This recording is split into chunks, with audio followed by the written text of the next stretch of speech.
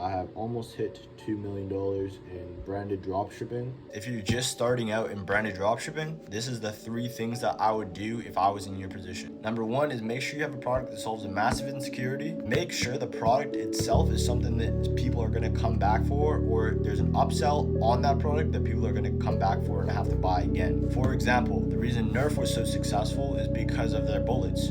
People had to come back and buy their bullets over and over again.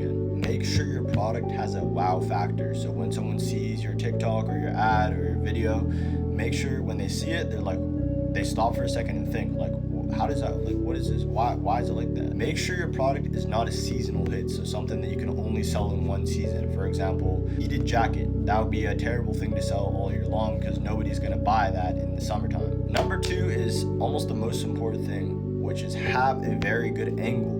I'm going to give you an example of a good angle, the carnelian stones.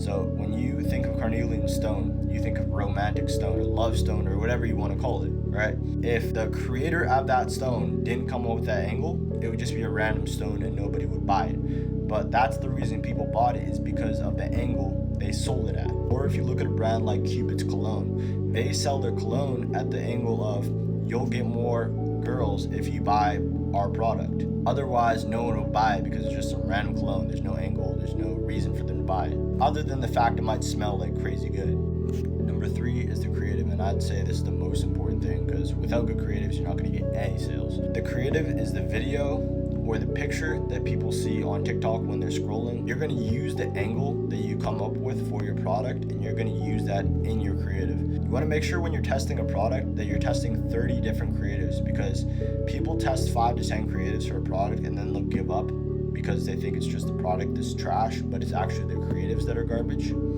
So you want to go ahead and test like 30 creatives. And if you're not testing that many creatives, you'll never actually know the potential of your product. If you're doing paid ads like I do, I'd say never do organic, just go paid ads.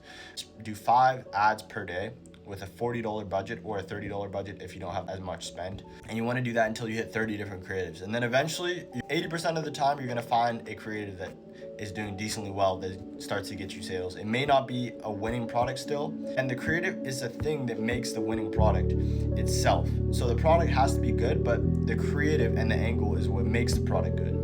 So you want to have those 3 things nailed in, and if you don't have those 3 things nailed in, you're not going to survive long-term with dropshipping.